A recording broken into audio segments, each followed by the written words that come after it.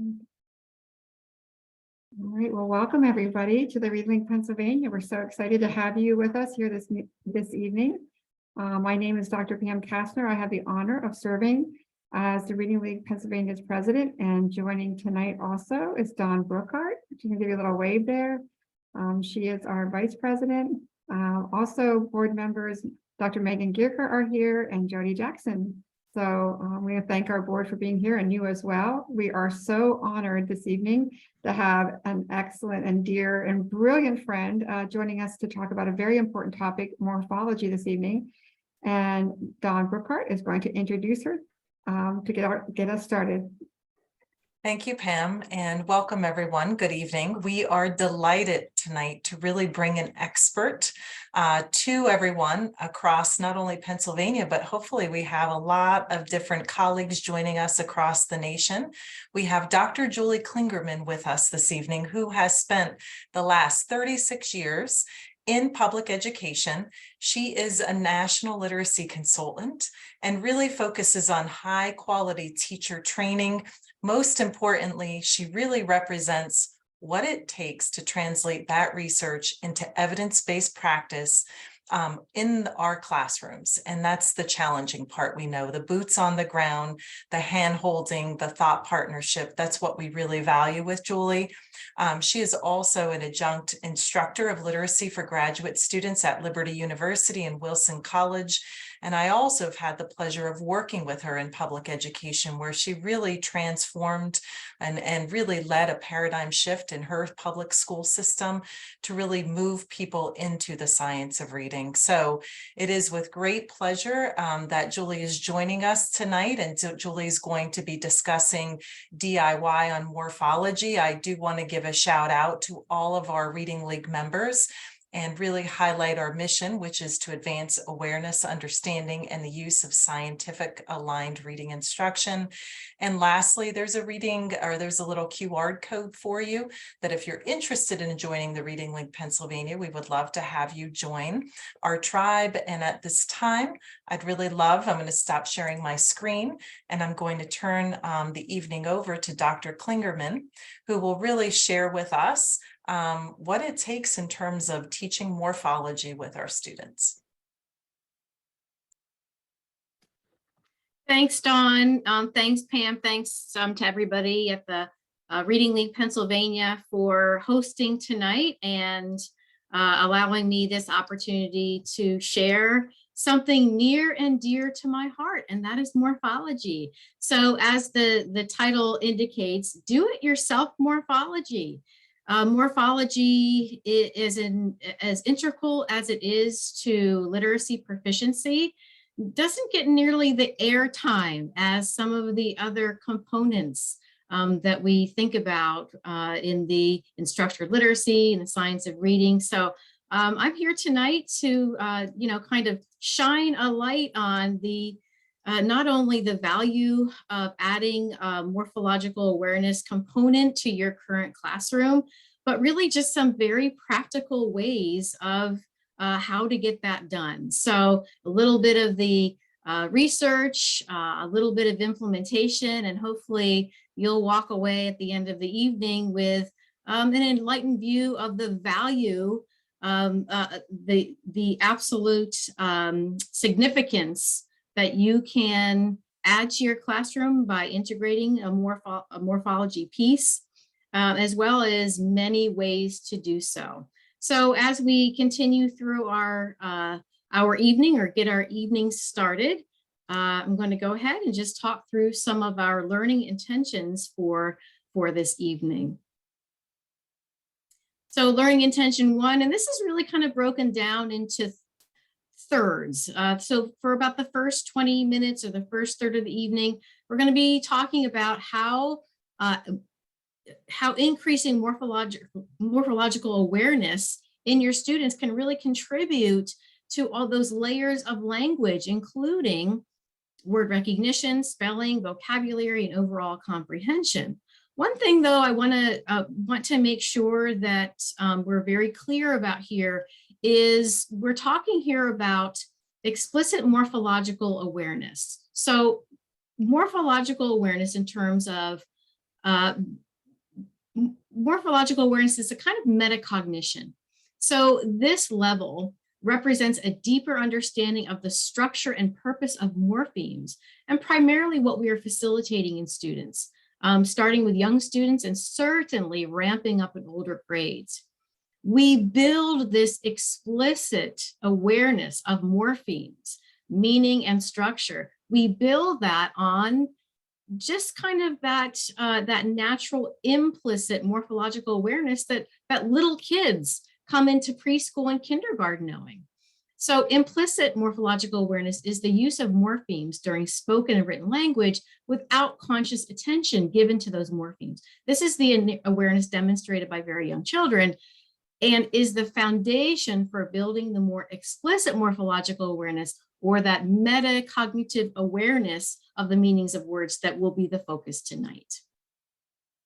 Number 2 is really going to be sort of the meat and potatoes of our night. So although the elements of teaching morphology are not as straightforward, say, as a phonics scope and sequence, we can still think about teaching morphology, or the elements of morphology, explicitly and systematically. There are some guiding principles when considering how to sequence morphology instruction effectively. And today's presentation is primarily focused on this element, building your knowledge in regard to guiding principles in building or selecting resources to build morphological awareness into your current classroom routine. And finally, number 3, we'll be probably be squeezing this at the end. We're going to just be touching tonight on some current approaches for assessment in determining student need in this area. And since many of you are practitioners, we're really going to be focused this view of assessment on sort of your starting point for assessment in the classroom, and then looking at more criterion referenced and norm referenced assessments. What's out there, what's available, and what's most appropriate for your use.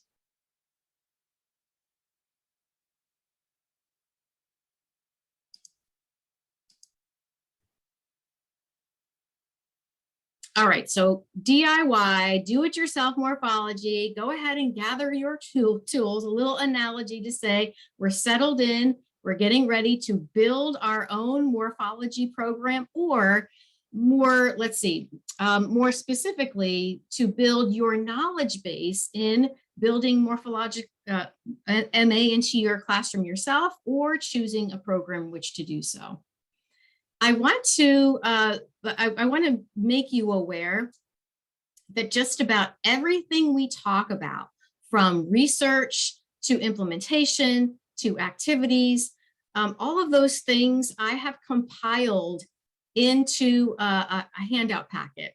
And I've shared those handouts with Pam, and she's going to make those available for you. So I'm going to be referring to those, but just be aware, some of the activities I'm going to mention very, very quickly, but please know just about everything I talk about tonight has been gathered and compiled. Sometimes I call it the, it's full of hyperlinks, the queen of hyperlinks. So you will have so many resources at your disposal, but I want to make sure that we are sort of setting the stage with your knowledge first. All right, so in order for you to really get the feel for the power of morphology, I am going to do a little dictation. I'm going to ask you to spell a couple words. Now, all of these words are nonsense words. All right, I even looked some up in the dictionary. They do not exist. All right. And as you're writing these words, I want you to think about which, even though all of the words I'm going to dictate are nonsense words, I want you to be thinking in terms of which ones are a bit more accessible in terms of both structure, the spelling of the word comes a little bit more easily, and the meaning. All right, so grab just a scrap piece of paper, something to write with, and get ready for a little dictation.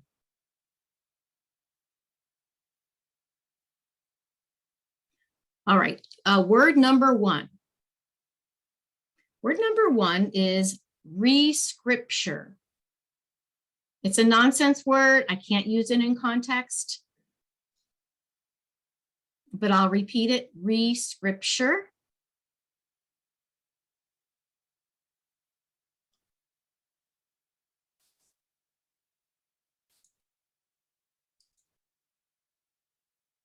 Number 2, okay, get ready for this one.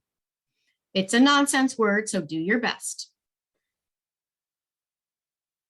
Jarclogal. Jarclogal. Give it a shot.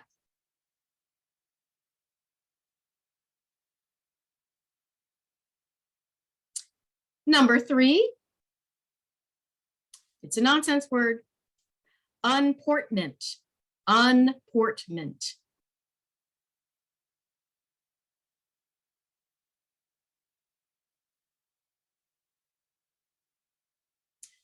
You probably didn't need as much time for that one. And number 4, flamethoc. Flamethoc. I'm going to share my document camera so you can check your answers. Since these are nonsense words, there really isn't one, this is exactly how you spell it. I made these up.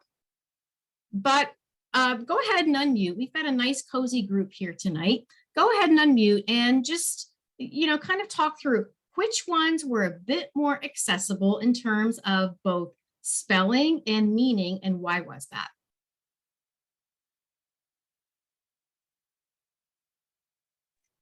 I'll go. 1 and 3 were easier for me. I was way off with 2 and 4. Well, not way off, but not close. And what do you suppose that was? And by the way, you're really not spelling these words wrong because I made them up. Okay, good. I feel better. Yes. Well, I think for the other ones, there were some like chunks I was more familiar with.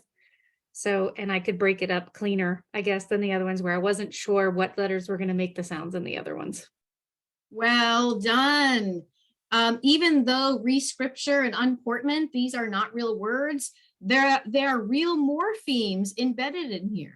And in terms of rescripture, we might even take a crack at trying to figure out what that word means. The fact that re means back and again, script means to having to do with writing, and that ure, that derivational suffix that gives us information about the part of speech. So the interesting thing about those four nonsense words is that all 4 words, they have the same amount of syllables. They have the same amount of phonemes. What's different and what made 1 and 3 more accessible was the fact that you were using your knowledge of morphology not only for spelling, but probably also a little bit in terms of thinking about what that word might mean. So thanks for taking a chance and sharing your thoughts about our little warm up. Let's go ahead and dig into the what and the why of morphology. So it was about 10 years ago. So how did my love for morphology begin? Well, some of you can probably relate to this. It was about 10 years ago, and I went out to my mailbox and my principal sent me my teaching assignment for the year. I was a reading specialist, a middle school reading specialist, had it down. And I saw, oh, you are a reading specialist this year. Oh, and you have been gifted with a section of ELA. What? And I contacted my friend Pam Kastner. I don't even know if she remembers this panicked phone call. And I said, wait, am I even certified to teach ELA? And she said, yes, my friend, I'm sorry to tell you that, but that as a reading special in Pennsylvania, you can teach ELA up to 9th grade. So that was kind of like, whew, 7th grade. So I went into that year armed with, I was already letters trained, so I had a bit of knowledge in that regard. But I had also started to really look into morphology. I'd gone to a William Van Cleve conference. I had some materials from Ron Yashimoto, Susan Leppold.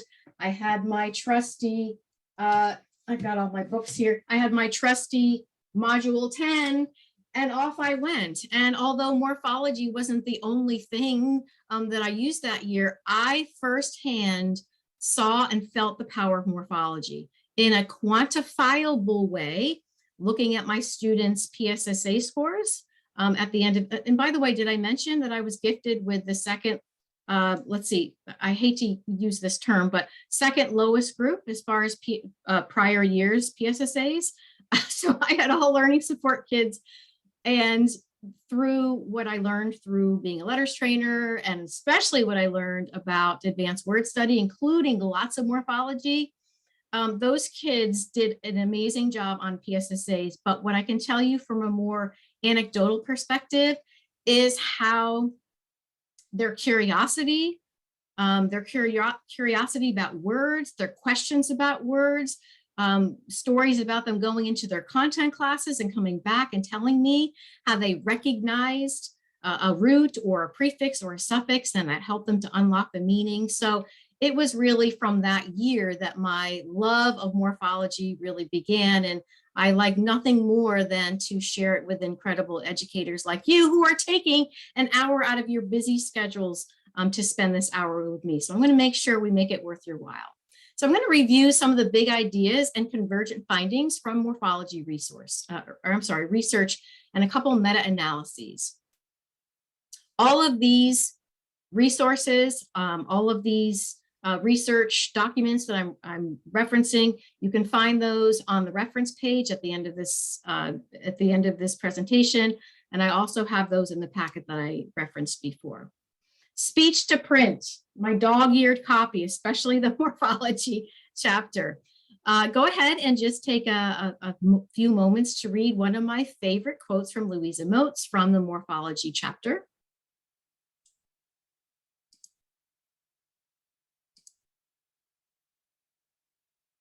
And note how she makes the point here that the impact appears to be most intense in the intermediate grades when students must learn thousands of new words in the content areas. Morphology has fits kind of a unique niche where it connects both sides of the simple view. It can accelerate student growth in its emphasis on teaching both the structure, right? The spelling, the structure, syllable types, we can talk about that, and meaning of the kinds of words that older students are likely to encounter with increasing frequency, those multisyllabic Latin and Greek-based words. So talk about high utility. Love using time efficiently. Also quoted by Dr. Moats. Take a moment to read through that. The explicit, systematic, and sequential teaching of most common affixes, roots, and Greek combining forms empowers you, teachers, and empowers students to unlock the meanings of thousands of words that they're going to encounter.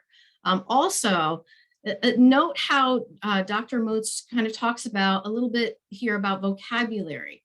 Our brains are pattern-seeking, categorical learning machines.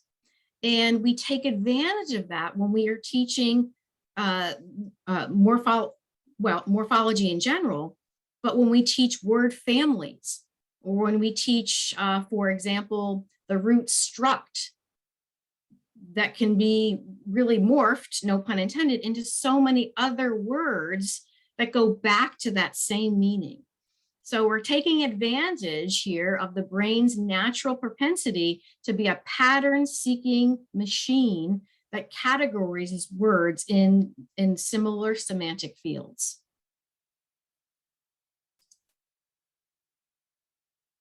Some highlights from some seminal research and meta-analyses. Building morphological awareness is highly correlated with vocabulary knowledge. Well, that makes sense.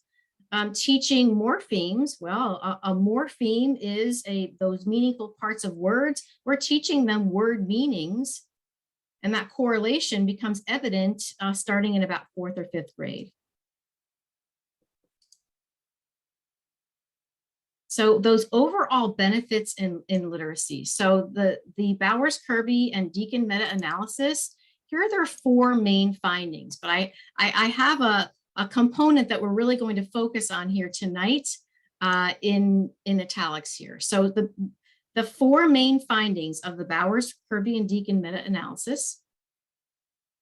Results indicate that morphological instruction benefits all learners, right? So if your administrator says, yeah, you can incorporate morphology, but make sure you use it in an intervention or classes where kids are having, nope, it benefits all learners. It brings particular benefits for less able readers. It's as effective for younger students as older students. And, okay, so here's one of those components of structured literacy, also overlapping into this meta-analysis. It's more effective when combined with other aspects of literacy instruction. In other words, morphology instruction is going to be most powerful. It's going to stick the best when we pull words from the content that kids are learning about anyway, and then we integrate that into morpheme or word analysis. The Goodwin and On meta-analysis that we'll be looking at in a couple of minutes, again, fosters reading achievement in all students with and without reading disabilities. However, the advantages are most intense, most significant with students who are behind, who are unskilled readers. Reading disabilities, EL students who are behind have the most to benefit here.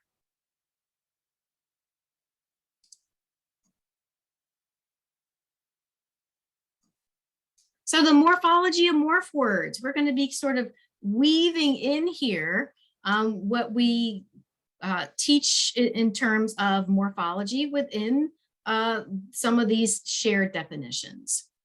A morpheme is the smallest unit of meaning in a word. Morph meaning form or shape. Eme meaning a small unit of something, usually in terms of language.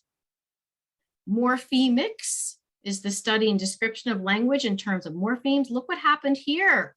We added the suffix ICK, ix. And even though morpheme and morphemics, they're both nouns, we've changed the meaning here a little bit. ICS, that ix suffix, denotes arts or sciences, branches of studies, or profession like classics, physics, and so on. I want you to say the next word with me. A morphemicist, say that with me. A morphemicist, that's all of us, is one who studies morphemes. Something really interesting happened here. In the word morphemicist, we encountered a phonological change. Morpheme ik, we heard that hard k sound. However, with morphemicist, when we added the derivational suffix ist, well, that's a signal of a morphological change. That consonant sound is changing a bit. Phonological changes are an inevitable part of studying morphology, especially thinking about adding suffixes. Phonological changes are also the most difficult for students to represent in spelling. That point will be coming up here in a few minutes. An allomorph. So allos, let's integrate a little bit of Greek here. So allos or allo is a Greek-derived term that means other. An allomorph is any variant form of a morpheme. For example, we're all familiar with the fact that the suffix, the inflectional suffix ed, which means, of course, past tense. The pronunciation, depending on what the root of the word is, the pronunciation changes. Sometimes ed can sound like t, d, or id. That's an allomorph. Another example of an allomorph is a chameleon prefix. We won't have time tonight to really dig into chameleon prefixes too much, but a chameleon prefix is a prefix that changes form a little bit, that sort of matches the upcoming root. So in, il, and those are all prefixes that mean not, but they change depending on the root that's coming. They're all allomorphs. And morphology, that's what we're here to talk about, is the study of meaningful units of language and how they're combined. Morphological awareness, kind of back to that shared definition, for our intents and purposes tonight, morphological awareness in terms of being an element of metacognition. That's the ability and aptitude to unlock word meaning and grammatical function through morphemes. That explicit understanding of meaningful word parts and how they can be combined and sequenced to indicate meaning.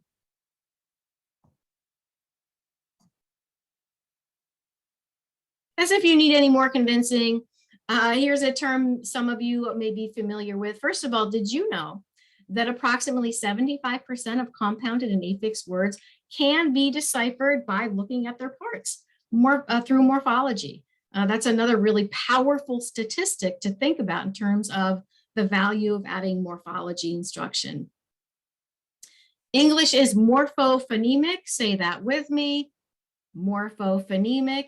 English, of course, is an alphabetic reading system. There's the phonemic part, right? We teach the graphemes and or the phonemes and the graphemes that represent those phonemes. But English is also unique in that we emphasize English is structured to be deciphered by sound and meaning. We just talked through a really quick example of that. So think about the inflectional suffix ed, right? Ed means past tense.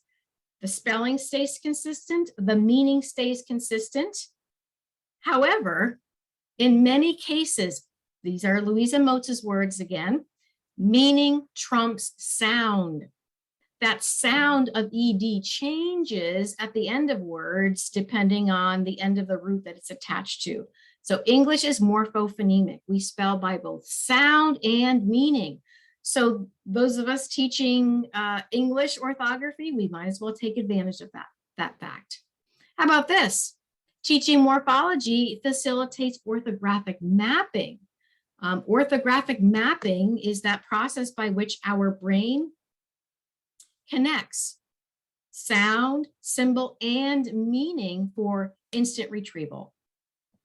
There's that natural connection with content area disciplinary text, which leads right into, it really fits into a structured literacy approach. One element of a structured literacy approach has to do with application and transfer to content area materials. The words that we're going to be using as our base for teaching morphological awareness or building morphological awareness is going to be most powerful if we're pulling those words from the text that kids are reading anyway. Okay, now this is something that surprised me. When I was reading through the Goodwin and On meta-analysis, there was an impressive effect size that was reported by Goodwin and On in 2010, and that is an effect size of 0.49 in increasing students' morphological awareness, improved their phonological awareness. There's that power for all students, but especially for students who struggle. For most students who have difficulty at the word level decoding, phonological awareness is most often the culprit. So there's another high utility way to think about teaching morphological awareness, and that it builds phonological awareness as well. We already touched on the fact that very often when we add a suffix to a word, when we're kind of slicing and dicing and adding suffixes and changing words based on those suffixes, a phonological change occurs as well, helping kids to understand why that phonological change has occurred and giving them lots of verbal rehearsals to hear that change and articulate that change before we ask them to write that. That's probably a likely reason why phonological awareness is built during that process. And anecdotal evidence here. Yeah, anecdotal evidence here. Kids love this stuff. I worked with 7th graders who were, quite frankly, kind of checked out. But when we really started digging into not only morphology, but how it's interwoven with etymology or the history of where words came from, it's kind of like eye-opening for them. Like, okay, so that's why we spell words that way. That's why we pronounce words that way. That's why there's always has to be an E at the end of words that end with a V and so on. So that natural curiosity is sparked during this process. So in order to stay on time and stay on track here, I am going to go through this information rather quickly, but please know all the information that is being shared tonight, you will find in the packet of information I'm going to share with you, including this information about classes of morphemes. So there are two basic classes of morphemes. So kind of in a nutshell here, a free morpheme is a word that is a meaningful unit that can stand alone. Content morphemes, content words, nouns, verbs, adjective, adverbs, dog, cat, chair, cloud, windy. Those are words that can stand alone and have meaning. Function words, these are, so sometimes we refer to these as the grammatical glue words. Function words, such as conjunctions, prepositions, articles, helping verbs, these are words that have meaning that can stand alone. However, their function is a little bit different than content words. For our purposes, a free morpheme is a word that has meaning and can stand alone. A bound morpheme, these are meaningful units only when they're combined with other morphemes. Greek combining forms, such as graph, L-O-G-Y, the study of, photo, psych. Greek combining forms sort of work very similarly to English compound words. These are bound morphemes. Their meanings aren't activated until they are combined with either another free or bound morpheme. Latin roots. Latin roots really hold the meaning of words. They kind of form the meaningful units such as like script, such as struct, such as pel. Latin roots are, when we see that classic representation of Latin words, prefix, root, and suffix, Latin roots hold the meaning, most of the meaning. However, those meanings are not fully realized unless they are combined with another free or bound morpheme. Affixes, we look in terms of prefixes. Prefixes, which you're all aware of, they generally show relation in time and space.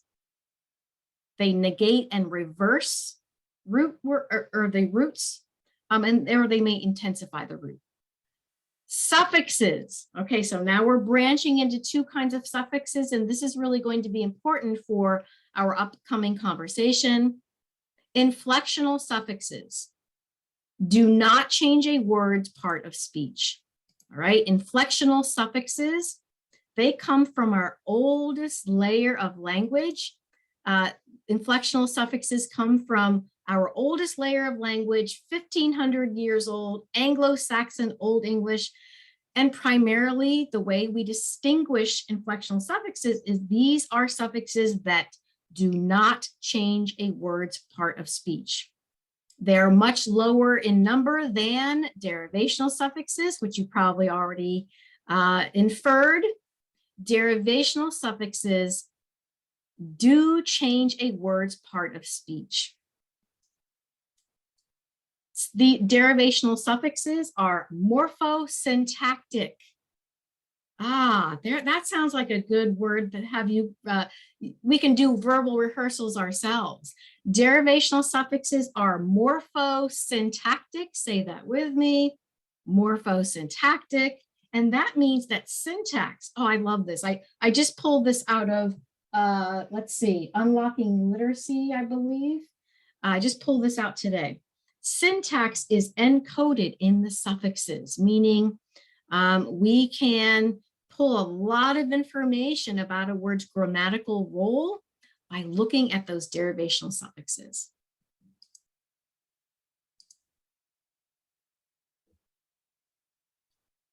So this next section, we're going to look a little bit more at the why behind the how. And again, although a progression of morphology instruction doesn't really fit due to the nature, that unique nature of morphology kind of forming a bridge between structure and meaning, a progression of morphology instruction doesn't fit as neatly into a scope and sequence that we might think of in terms of phonics instruction. However, there are definitely some guiding principles for you to consider when implementing morphology into your current ELA or content area classes. So we're going to look at these guiding principles first from a historical perspective.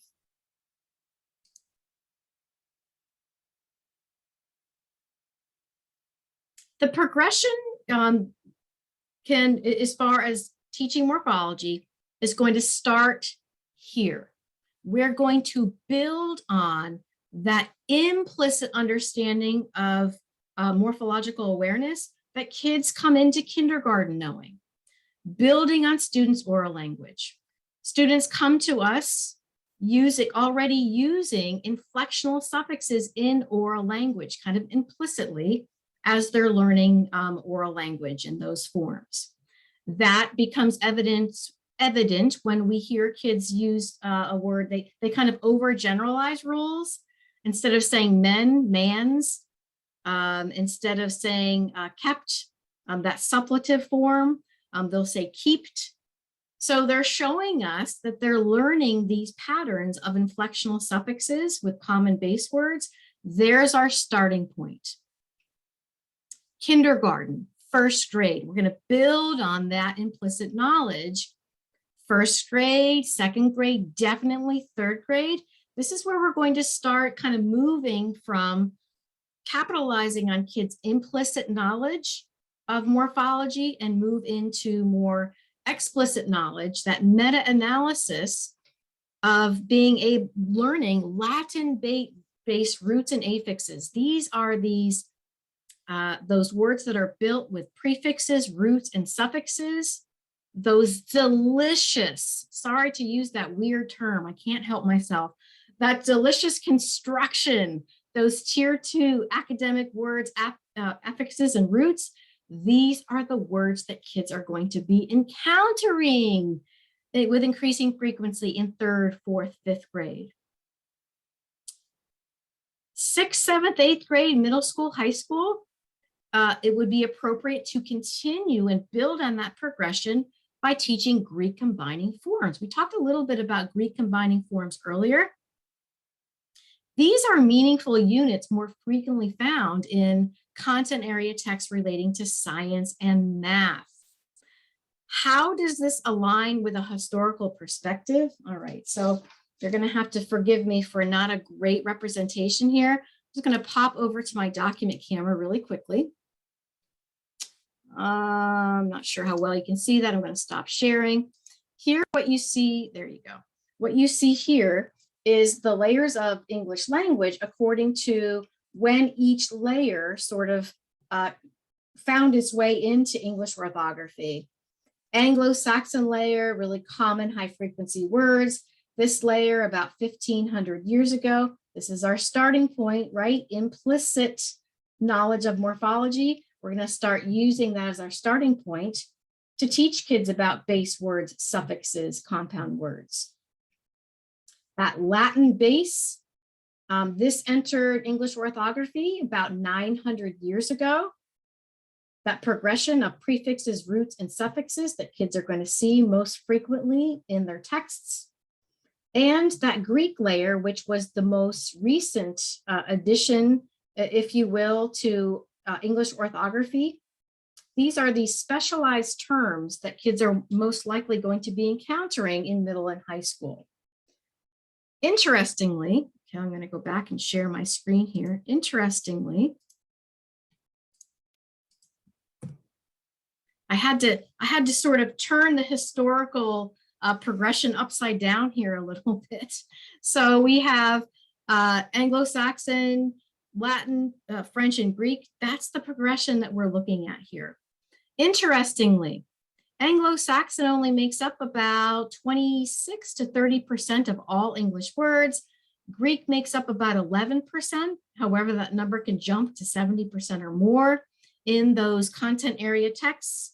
And Latin and French, that makes up about 60% of words in English orthography. Kind of interesting.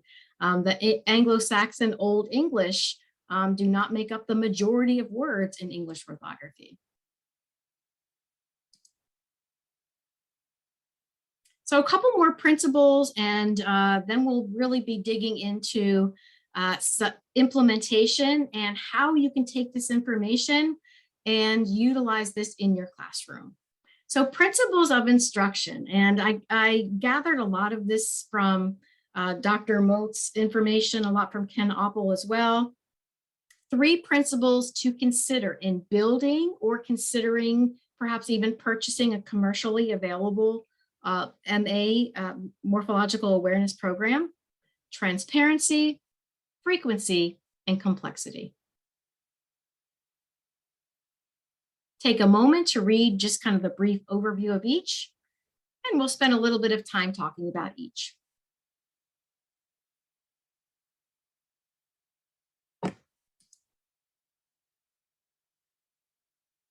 Transparency. This is an easy one to get a handle on.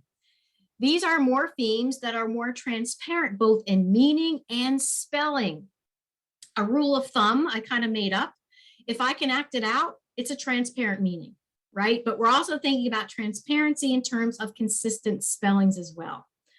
Odd, dict, ject, I'm carrying port, rupt. There we go. Sorry about that. Rupt, scribe or script, tract. So there's our starting point with teaching those meaningful units in terms of that Latin base. Some non-examples: to make or do, not quite, is a little bit more abstract. To hold, a little bit more abstract. And also notice how with my non-examples, but the spellings are not as consistent as well. There's a couple allomorphs going on here. So there's a starting point with transparency. Frequency. I have wonderful news for you. I have included in our packet today, I have at least, I think, 2, possibly 3 lists of prefixes, roots, and suffixes. And most frequent from most to least. But I wanted to share how the 5 most common prefixes make up 62% of prefixed words. I certainly don't mean to infer that we only need to teach 5 and we're good to go. I share this really to just kind of bring the power of teaching 20 to 30 prefixes, roots, and suffixes, the power to create and unlock the structure and meaning of hundreds, if not thousands, of words. Complexity. Here's where we get back into talking about words that feature phonological changes are going to be the most difficult to pronounce and for reading and for writing. So let's talk a little bit about degrees of transparency here. Derivational complexity is a term that characterizes the number and type of changes that have been made in the base word or root when it's combined with other morphemes. And again, words with phonological changes are the most difficult in terms of pronunciation and spelling. So this highlights the importance of always having students practice saying words with a phonological change before writing it. Especially with those phonological changes, lots of verbal rehearsals are important here. All right, so the most transparent change when making a morphological change are those that feature neither an orthographic or a phonological change. Fear, fearless, excite, excitement. The base word stays the same, the orthography stays the same, and the pronunciation of the base word does not change. Kind of middle of the road, more difficult. these would be those changes, those derivational changes that pose an orthographic or a phonological change, not both. So we're moving up this progression here. Examples of a spelling change only: penny, penniless. The sound of the base word stays the same. Propel, propeller. The accent on the second syllable stays the same. We're just looking at an orthographic spelling change. By the way, in the packet, you have information about the 3 big spelling changes that you can use as posters with kids in 2nd grade and up. Sound change only. Example: personal, personality. So the base word spelling stays the same, but you heard the emphasis on one of the syllables changes. And the most difficult derived form, or in terms of making those degrees of transparencies, would be those that feature both orthographic and phonological alteration. Beauty to beautiful. We went from that long E sound to that schwa sound, incurring both a phonological and an orthographic change. Those are going to be the most difficult for both pronunciation, reading, and spelling, requiring lots of verbal rehearsals.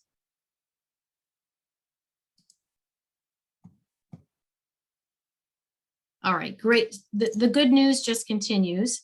I have included with resources where you can find scope and sequence resources. Speech to Print has some excellent resources. Morpheme Magic is a standalone a program that is appropriate in grades 4 and up. Unlocking Literacy is another amazing resource that features suggested scope and sequence and 2 articles that are hyperlinked in our resources today. By William Van Cleve and Marcia Henry. Both of those have sort of mini examples of scope and sequences.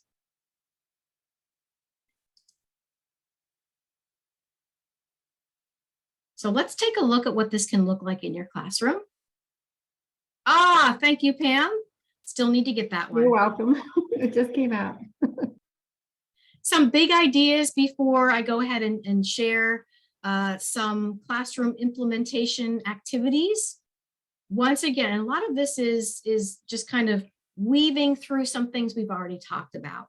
So now that we've already looked at the considerations regarding the sequence of instruction, let's look into big ideas of integration. Once again, weave morphological awareness within the context of classroom content.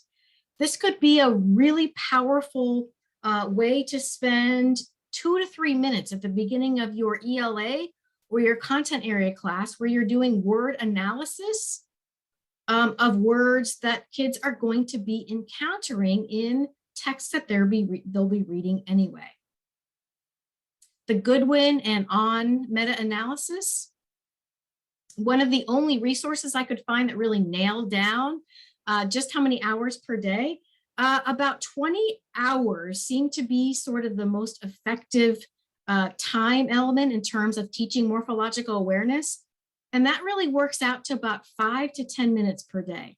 If you have 5 minutes per day, word of the day, word analysis with words that kids are going to be reading anyway, looking at the prefixes, root, and suffixes, you can start playing around with changing that word, starting with suffixes. If you have more time, you could use a dedicated program such as the ones we just talked about.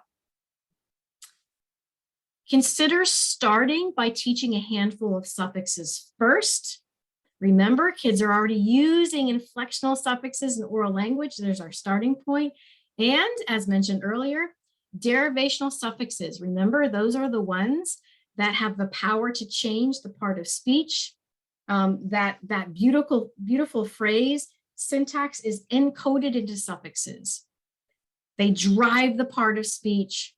They change syntax and grammatical role. That's where you're going to get just tons of high utility. That's a high leverage practice by starting with those suffixes first. Handful of suffixes, handful of roots, handful of prefixes. Once you've taught 5 suffixes, 5 prefixes, 5 roots, you can start in earnest with a lot of these activities and then continue to build throughout the year. Morphology instruction was created for cumulative distributed practice. We'll look at some examples of that. Collaboration is key. Older kids, really all kids, but older kids, if we can get them to collaborate, work in small groups, both with, there we go, both with, let's see, inductive and deductive approaches. That could be an entire presentation in itself. Sure, discovery of morphology has its place. Just listen to Anita Archer. Just like everything else, systematic explicit first, but that is a beautiful springboard for kids discovering morphemes and how they work outside of the classroom. There's a lesson plan. This is kind of an amalgamation of lesson plans that I have researched, William Van Cleve. Also lesson plans embedded in speech to print in Unlocking Literacy. Also, I pulled from Morpheme Magic. This is embedded in your packet as well. So I wish I had time to go through and practice this. However, I think it is, that being said, I do think these steps hopefully are rather self-explanatory. I have some, if you're looking for a way to generate words and sentences in your lessons, you can try these hyperlinks here as well. They're embedded into the PowerPoint, which I will also be sharing.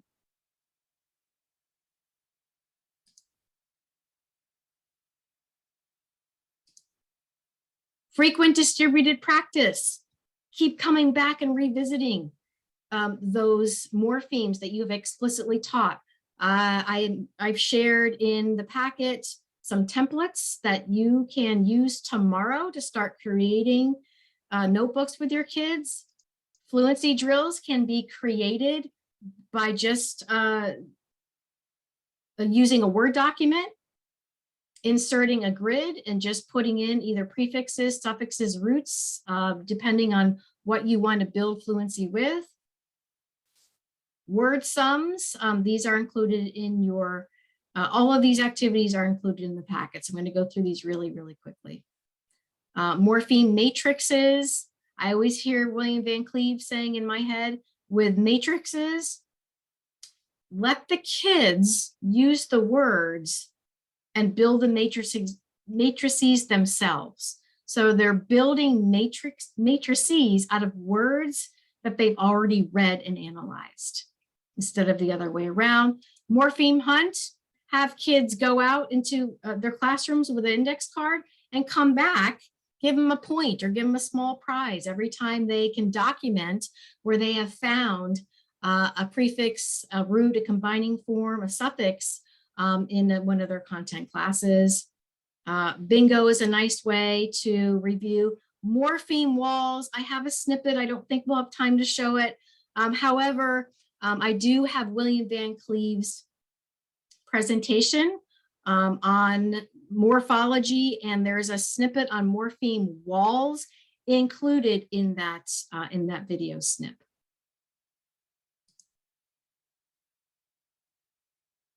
Some activities that work particularly well with small groups. I've listed up at the top of the screen. Kids can do their own activities by keeping index card boxes, and they create word cards as you're presenting them. So they keep their own index card box filled with word cards. They create them as you teach them.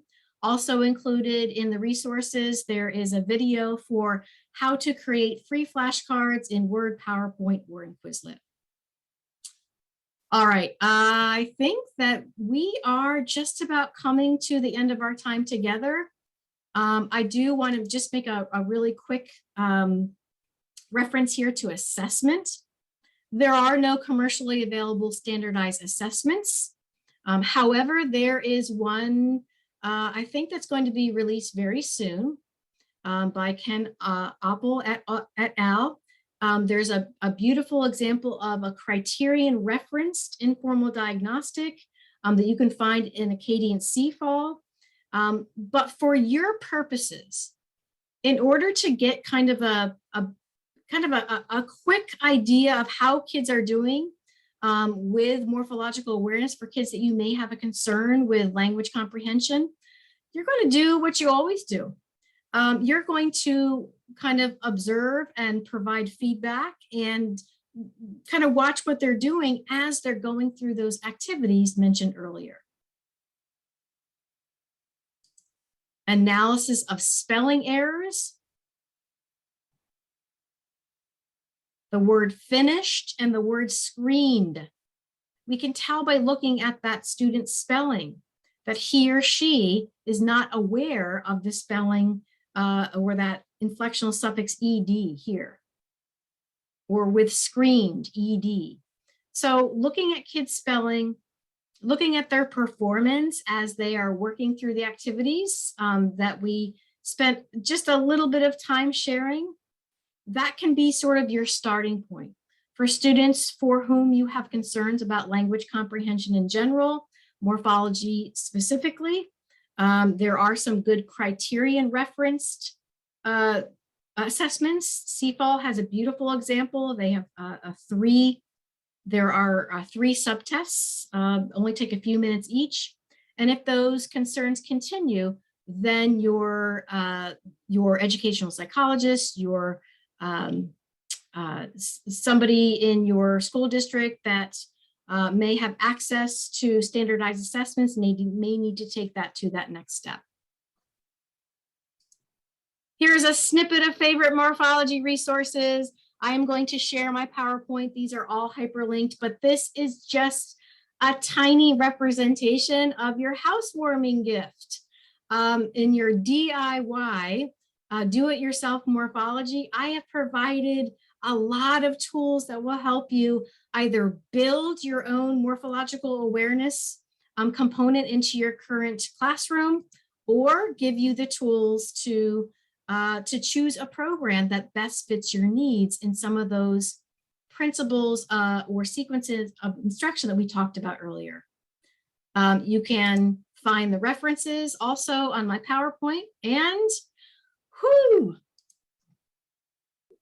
a big thank you to you for taking an hour out of your busy week to spend with me to talk about something that is just so valuable to all kids, young and old, but especially kids.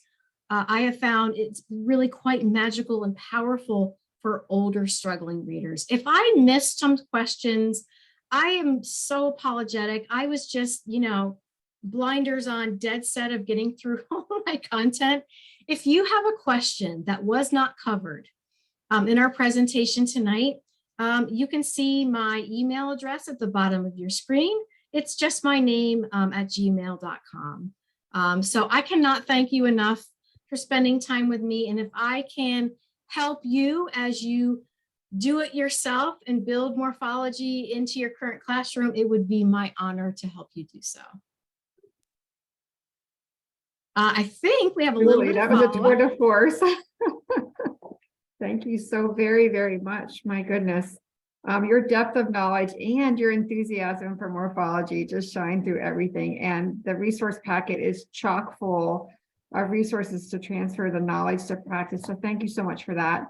And on our Facebook page and our Twitter page too, we'll also be posting your PowerPoint. So please look for that as well as this recording. I'm going to turn it over in just a moment to Jody Jackson from our board and also Megan Gerka so they can talk about what's upcoming for the Reading League Pennsylvania. Well, I just want to say thank you so much. That truly was amazing. That hour flew by. But we are going to be having our second session of Lattes and Literacy, where we are diving in and talking about the podcast series Sold a Story by Emily Hanford. The first one was amazing. We ran out of time and didn't get through quite so much. So if you could join us, it is on April 1st, no fooling, at 9 o'clock. We'd love to see you. Tell your friends. And I did place the registration link into the chat earlier. And of course, you know, we're very active on social media, so you'll be seeing that registration link often before that April 1st date if you've missed it. And then next in our expert in residence series, Dr. Megan Gurka, who is one of our board members, will be sharing in April. So I'm going to turn it over to her. So she can talk about that just for a moment. I'm also sharing with that lovely lady, Jody Jackson. So hi, everybody. Thank you so much for staying on and learning all about morphology with us. We are actually going to talk about a tier 1 fluency intervention coming up in April. We're going to talk about implementation of that intervention in 2 different school districts.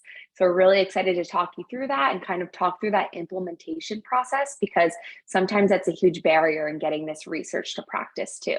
So hope to have you soon. We'll be blasting it out on social media. Follow us on Twitter, Facebook, you know. Thank you all so much for joining us. And Dawn Brookhart and Amy Sell, board members, have joined us as well. Thank you so much this evening. Any closing comments before we say good evening? Just like to say thank you so much, Dr. Klingerman, for joining us tonight, sharing your expertise with us, but more importantly, making it applicable to the classroom, right? Because it's one thing to have the knowledge, but it's a whole different level when we can translate that into skill sets within our classroom. So thank you. It is packed, tonight's presentation, with lots of goodies. So please add them to your toolbox. And thank you to all of our members for joining us tonight. Amy, anything you want to add before we say goodnight? I want to thank you so much for sharing your resources and allowing us to take all of that knowledge with us. You shared such great information, but certainly something to go back and be able to then spread the wealth on to others. So thank you for your willingness to share that and put it directly in our hands. And just a quick reminder, we'll see you April 1st for our lattes and literacy. Bring your lattes and your literacy mind with you for our next in the soda story series, as well as Dr. Gierka and Jody Jackson coming up in April with that implementation series. So thank you so very much this evening. This recording will be shared very soon, along with the handouts and the PowerPoint. So look to our Facebook page and Twitter very soon. Thanks, everybody. Have a wonderful evening. Thanks for having me, Reading Lake, Pennsylvania. Thank everybody. you, Dr. Klinger.